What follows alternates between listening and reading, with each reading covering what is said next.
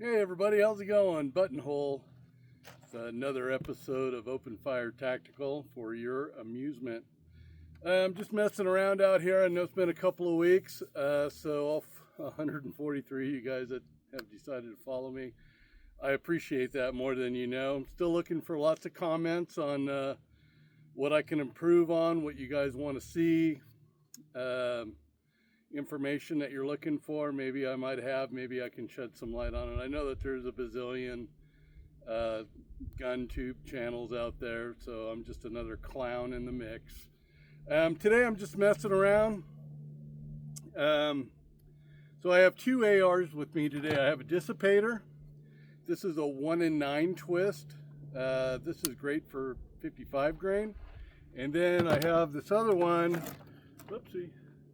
This is a 1 in 7 twist, so you can shoot heavier bullets with this, like the 77, 75s, and I believe 80s in 5.56. I don't have a recipe for 80s, but I do for 77 and 75 grain, and it's working very well. So what I wanted to do is just make sure that my zero is zeroed, and I'm doing that at 25 meters or 27 yards. And then we'll just check the target. So I'm using the same old Caldwell 5 diamond target. I'll show you a picture of it right here. Oh yeah, Caldwell diamond. And so there's five of these guys. And so I'll do top left and then top right. First one with the 1 in 7 twist. And I have 62 grain green tips, so I want to do that with the 1 in 7. I also want to do it with the 1 in 9 twist and see if there's a difference at 27 yards. There shouldn't be, but you know, you never know, and I've never measured it. At least I've never done it on video, and I can't recall what the results were, if anything. So let me get this guy set up and stand by, and then we'll pick it up here in just a second. Hold on. All right, so got the target set up down 27 yards. We'll do the 1 in 7 first. Green tip. I can, you guys need to see this. I don't know if the camera will pick that up, but those are green tips. So we'll do 3. And then with the dissipator, that's a 1 in 9 twist. And once again, I'm the only one out here on the range today. We do have a slight breeze that keeps things interesting, I guess. But man, lately we have just had some stupid windstorms. It rained Saturday, which was crazy. And out here in Dayton, it didn't rain. It rained in Carson City when I was at work, and my wife said, no, nothing. So kind of bizarre. So all right, here we go with the top left diamond. We'll do 3 shots. Here we go.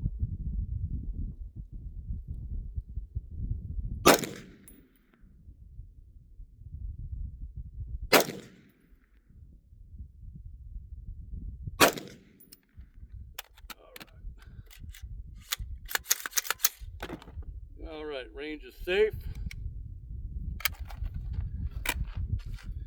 Let's walk on down there and see what we got or what we don't got. This will be interesting. All right, so those 3 impacts right there, not really the best, kind of high and to the left. So I should move those to the right. And then we'll do this diamond, whoops, right there. And the 1 in 9 twist. So that's pretty standard for AR-15s, 1 in 9. So all right guys, stand by. Okay, so now the 1 in 9 twist, and there's the green tips. Penetrators, in case some of you don't know, I feel like some of my information that I spew is redundant. Preaching to the choir, you guys know the deal. All right, here we go. And still, nobody else on the range, it's just me. All right, top right, here we go.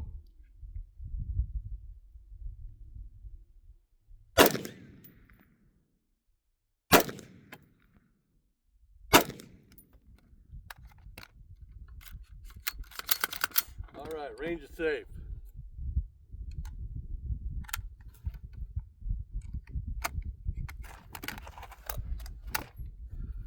check that out. Stand by.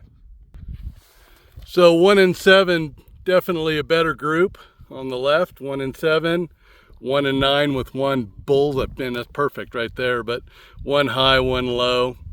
That could just be me, or it could be the ammo. Because there's a steel penetrator in there, that can cause problems, even though it's not keyholing. But the accuracy is certainly jeopardized. I thought somebody was rolling up on us on the dirt road. It's just a freeway making noises. But anyway, so now let me do 55 grain and we'll see where we're at. Stand by.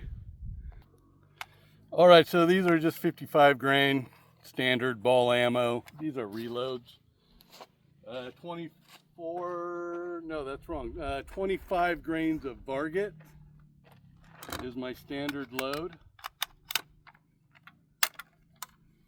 So we'll do the 1 and 9 first, and then the 1 and 7, since I don't want to bore you with the painstaking process of popping pins and then readjusting. So we'll go, since this was top right, I'm going to go bottom right with this one, and then that way I can keep my shot straight, if that makes sense.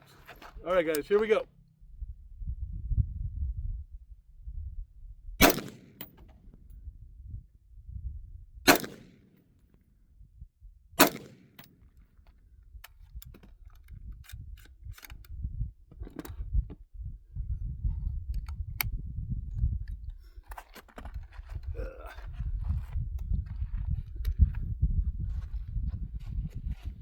All right, stand by.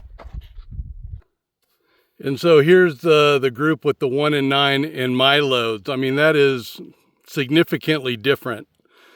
Factory, I guess military, I'll call it, green tip.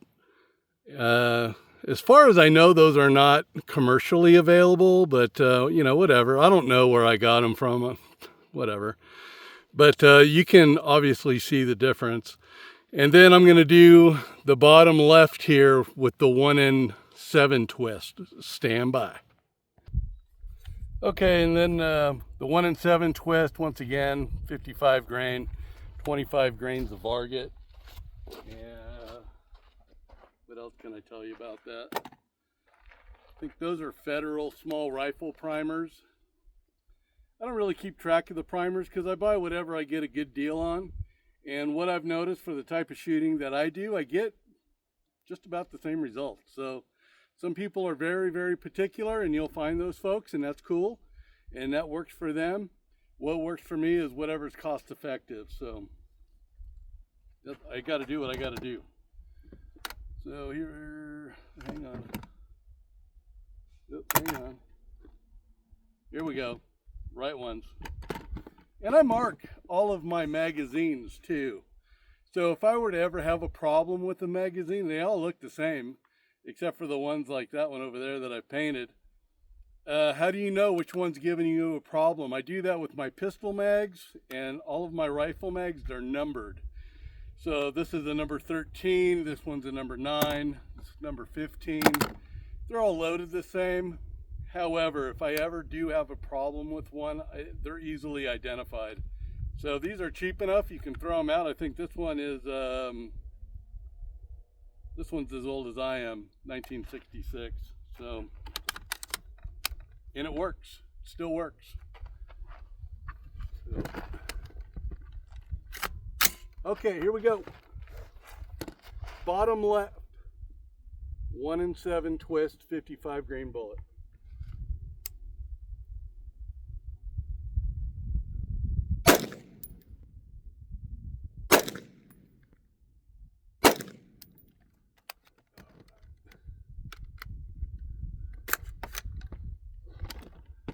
Little sticky, trying to get that out.